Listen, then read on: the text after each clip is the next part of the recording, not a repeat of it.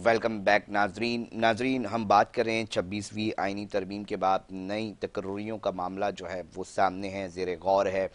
मशावरत भी जारी है, नाम भी मुख्तलिफ फोरम से, पॉलिटिकल फोर्सेस की फोरम से और साथ साथ सीनियर जजेस की जानब से जो हैं वो शेयर किए गए हैं कि अब नए हाई कोर्ट के जजेस कौन होंगे। इस हवाले से गुफ्तगू कर रहे थे। हमने सबसे पहले आपको डिटेल से आगाह किया, उसके बाद सिंध हाई कोर्ट और कराची बार के दोनों रुजू से भी आपकी गुफ्तगू करवाई। बहरहाल कराची बार जो है 26वीं आइनी तरमीम की कहीं ना कहीं मुखालिफत करती दिखाई देती है, उनके तहफ़्फ़ुज़ात हैं। मगर साथ साथ आज हम बात कर लेते हैं, सीनियर माहिर कानून हैं, पॉलिटिकल फोर्स से भी ताल्लुक़ है, क्योंकि पाकिस्तान के साबिक़ रुकन कौमी असम्बली भी हैं और इन तमाम चीज़ों पर गहरी नज़र रखते हैं। इस आइनी तरमीम से कितना फ़र्क पड़ने वाला है, हम थोड़ी सी इनसे भी जानने की कोशिश करेंगे। सलमान मुजाहिद बलोच साहब हमारे साथ इस वक्त टेलीफोन लाइन पे मौजूद हैं। बहुत शुक्रिया सलमान साहब टाइम देने के लिए। सबसे पहले जो एक बुनियादी सवाल है कि दुनिया भर में किसी भी ऑनरेबल जज की जब तैनाती या तकर्री का मामला होता है तो उसके ऊपर किन अहम चीज़ों के हवाले से देखा जाता है और आप क्या समझते हैं देखना चाहिए, और उसका कितना इम्पैक्ट पड़ सकता है किसी भी रियासत, किसी भी माशरे पर? सलमान साहब। बहुत शुक्रिया अली रजा, आपको और आपके व्यूअर्स को अस्सलाम वालेकुम। देखिए, स्पेसिफिक क्वेश्चन किया आपने तो मैं स्पेसिफिक सवाल ही करूँगा, जवाब ही दूंगा आपको।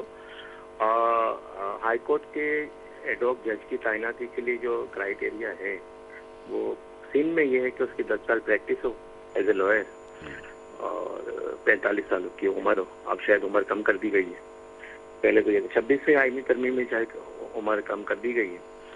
अच्छा अली रजा, पहले भी ये होता था कि 19वीं तरमीम जब आई थी, शायद आपको याद हो, जिसका हमारी हुकूमती जमातें कहती हैं कि डंडी की नोक पे जोर पे जो है वो साबिक चीफ जस्टिस इफ्तिखार चौधरी ने करवाई थी, जिसने वो जजेस अपॉइंटमेंट के पावर से वो हुकूमत से लेके उन्होंने अपने पास ले लिए थे। उसका नतीजा ये हुआ कि मतलब पसंद नापसंद पे चीज़ें चली और जो एक कमेटी थी जो अपॉइंट करती जजेस को, तो उसमें रिश्तेदार भी हुए, भांजे भतीजे भी हुए, चैम्बर के भी हुए। तो उस सिलसिले को ख़त्म करने के लिए दोबारा से ये 26वीं तरमीम इस मामले को हुकूमत ने अपने पास लिया, या कमेटी में पार्लियामेंट के अरकान को मुख्तलिफ जमातों के शामिल कराया। मतलब कमीशन अब तय करेगा कि कौन जज लगेगा? हाँ, अब आप बैकग्राउंड में चले जाएं तो 19वीं तरमीम से पहले भी ये इख्तियार जो है हुकूमत के पास होता था और वो उनकी लॉयल्टी के बिना पे जो है वो जजेस लगाए जाते थे।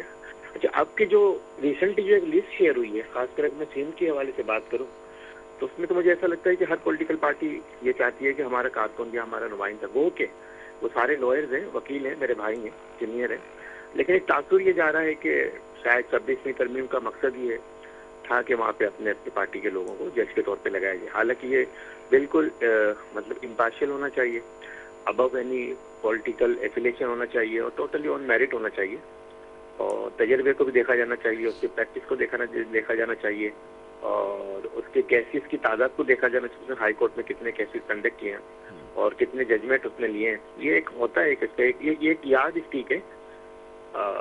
लेकिन अगर सूरत हाल यही है, अब इतने सारे नाम सजेस्ट हो गए हैं, मतलब मेरे ख्याल में जजेस का जो तकर्रुर होना है 1 साल के लिए एडहॉक जजेस को, तो 10-11 का होना है। अगर आप लिस्ट देखें तो उसमें मेरे ख्याल में 30-35 नाम है। तो ये जो ऊपर जो सुप्रीम कोर्ट में जो कमेटी बैठी है, मगर सलमान साहब उसी में मुख्तलिफ सीनियर जजेस की तरफ से हैं, चीफ जस्टिस और फारूक एच नाइक, और मुख्तलिफ फोरम से वो नाम दिए गए हैं, कहीं कहीं रिपीट भी देखे जा रहे हैं। तो आप क्या समझते हैं कि मतलब ये जो तादाद में इजाफा होने का मामला है सलमान साहब, ये तो बेहद ज़रूरी नहीं है? देखिए ना, मैं अगर छोटी सी बात करूँ कि देखिए मुख्तलिफ ममालिक में ये होता है कि जो आइनी बेंचेस होते हैं, कॉन्स्टिट्यूशनल बेंचेस होते हैं, वो डिफरेंट होते हैं, आईनी अदालतें डिफरेंट। यहाँ भी कोशिश की गई लेकिन नहीं हो सका। तो अच्छा सलमान साहब, लाइक माइंडेड किसी भी पॉलिटिकल पार्टी के साथ होना, ये तो एक फितरी एक सिलसिला है ना कि मैं एक आम आदमी हूँ, बीइंग अ जर्नलिस्ट, मैं किसी भी सियासी जमात को पसंद या नापसंद कर सकता हूँ, उसकी पॉलिसीज़ को पसंद या नापसंद कर सकता हूँ, मगर चीज़ें तो कानून के मुताबिक ही चलेंगी, चाहे कोई भी किसी का भी यानी कि लाइक माइंडेड अगर कोई तजवीज़ करते हैं कि जनाब ये जजेस होने चाहिए और भले उनका जो झुकाव हो किसी भी सियासी जमात की तरफ हो, मगर चीज़ें तो कानून के मुताबिक चलेंगी ना सर। अलजेदा लाइक माइंडेड होना और किसी पार्टी का वर्कर होना, कारकुन होना, नजरियाती कारकुन होना, दैट्स अ बिग डिफरेंस ना। ओके। लाइक माइंडेड तो शायद आप भी होंगे, मैं भी होऊंगा, लेकिन मैं एक कारकुन हूँ एमकेएम का, तो मैं लाइक माइंडेड तो नहीं हूँ। मैं तो एमकेएम की पॉलिसी को टॉक करूंगा ना।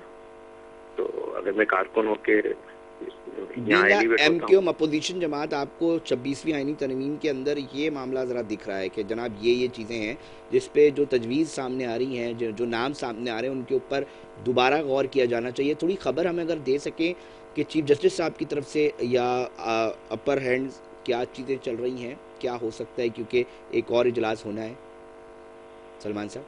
अब देखें वो जो कमीशन बना है ना अली रजा, जी। उसमें जो अराकिन की तादाद है वो डिसबैलेंस हो गई है। ओके। जो सुप्रीम कोर्ट के और जो हाई कोर्ट के चीफ जस्टिस की तादाद है उसको सुपरसीड कर गई है जो पार्लिमानी वहाँ पे नुमाइंदे बैठे हैं। ओके। तो वो अगर उनमें कंसेंसस हो जाता है तो वो चाहते हैं कि भाई एक नाम मेरा हो जाए, 2 नाम तुम्हारे हो जाए, तो एक दूसरे को सपोर्ट करते फिर तो हो जाएगा। लेकिन देखिए बात है मेरिट की, यहाँ पे एफिलिएशन की नहीं है। और इन जजेस ने हाई कोर्ट का जज होना है और उन्होंने मेरिट पे फैसले करने हैं। लेकिन अगर मैं पार्टी का कारकुन होकर जज बनता हूँ तो मैं तो फिर कॉम्प्रोमाइज हो गया ना अभी से। एक सवाल बहुत मेरे उठाया सामने अहम। अच्छा सर, इसके अंदर एक मामला अक्सर व बेशतर पहले भी ये चीज़ डिस्कस हुई है कि जी सीनियरिटी के हवाले से चीज़ें देखी जानी चाहिए या इंटीग्रिटी, जो फैसले सुनाए गए हैं वो, क्रेडिबिलिटी, इन चीज़ों को भी बड़ा अहमियत हासिल है। इसके ऊपर आप क्या समझते हैं कि सीनियरिटी हावी आनी चाहिए या इन चीज़ों के ऊपर भी जो है वो का देखना चाहिए? आप क्या समझते हैं और क्या इस मामले के अंदर 26वीं आईनी तरमीम के अंदर ये चीज़ देखी जा रही है? क्योंकि कहीं ना कहीं डिस्कस ज़रूर होता है जी सीनियरिटी के मामलात में आपने उनको छोड़ दिया। अली देखिए 19वीं तरमीम के बाद जो इख्तियार दिया गया उसमें भी चैम्बर से, बड़े चैम्बर से उनके उनके बंदों को जो है वो हाई कोर्ट के जज लगा दिया गया। अभी भी है वो इस लिस्ट में भी अगर आप देखेंगे तो मुख्तलिफ जो सीनियर लॉयर हैं जो यहाँ पे अटॉर्नी जनरल पाकिस्तान रह चुके हैं, किसी की बेटी का नाम है तो किसी के दामाद का नाम है तो किसी की बहू का नाम है, आपको मिल जाएगा उसमें ना। तो अगर यही चीजें अब भी होनी है तो फिर जो हम जैसे वकील जो पूरा दिन हाई कोर्ट में होते हैं, सिटी कोर्ट में होते हैं, मेहनत करते हैं, केसेस चलाते हैं और मेरिट पे भी आते हैं, मतलब मैं अपनी बात नहीं कर रहा, और भी मेरे जैसे बहुत मतलब वकला हैं जो काबिल भी हैं, लेकिन वो किसी बड़े चैम्बर से ताल्लुक नहीं रखते, उनकी सियासी एफिलिएशन नहीं है, तो क्या उनका हक नहीं है? फिर मेरिट कहाँ गया? तो 26वीं आईनी तरमीम, 26वीं आईनी अली रज़ा एक जुमला, एक जुमला, हाई कोर्ट के जजेस की सिलेक्शन को भी लाइक सीएसएस कर देना चाहिए, जो क्वालिफाई करे वो आ जाए। ओके। ये डिबेट का हिस्सा वैसे बना हुआ है कि जी जिस तरह आप ब्यूरोक्रेट्स लेकर आते हैं उसी तरह आप ये सिलसिला भी है, क्योंकि एक पैमाना सामने आ जाएगा। ऐसा ही बात है सलमान साहब? होता है ना, देखिए जब मजिस्ट्रेट अपॉइंट होते हैं उसका एग्जाम होता है, लड़के लड़कियां बैठती हैं जो वकला होती हैं, जो रिक्वायरमेंट होती है पास होते हैं, इंटरव्यू पास करते हैं, वो अपॉइंट हो जाते हैं। इसी तरह से एडिशनल सेशन जज का भी एग्जाम होता है यहाँ पे ना करासीन में, वो भी डायरेक्ट आप अगर क्वालिफाई कर जाते हैं तो आप अपॉइंट हो जाते हैं डायरेक्ट एडिशनल सेशन जज। तो ये हाईकोर्ट के लिए क्यों नहीं? ये होना चाहिए।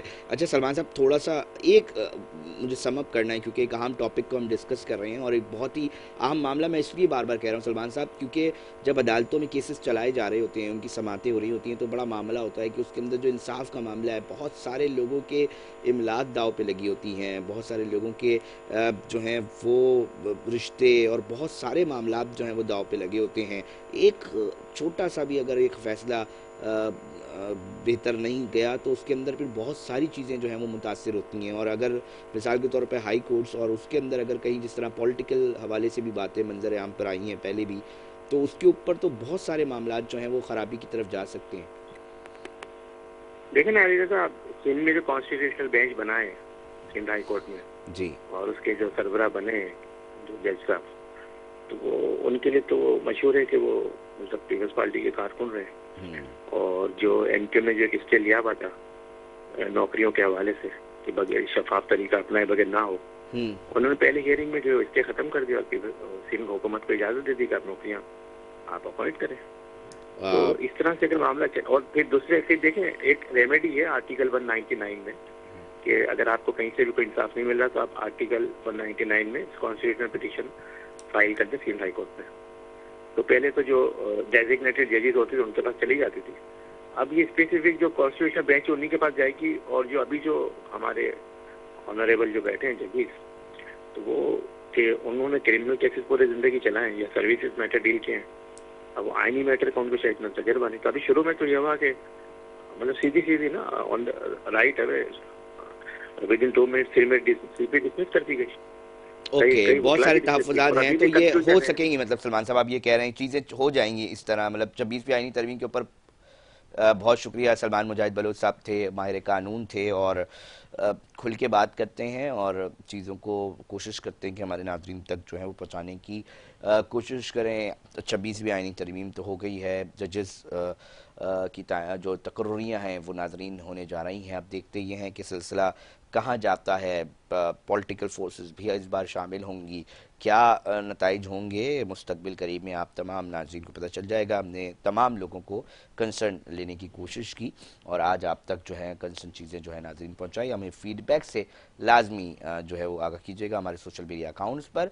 अपने मेज़बान अली रज़ा को दीजिए इजाज़त, अपना बहुत ख्याल रखिएगा। अल्लाह ने के बाद।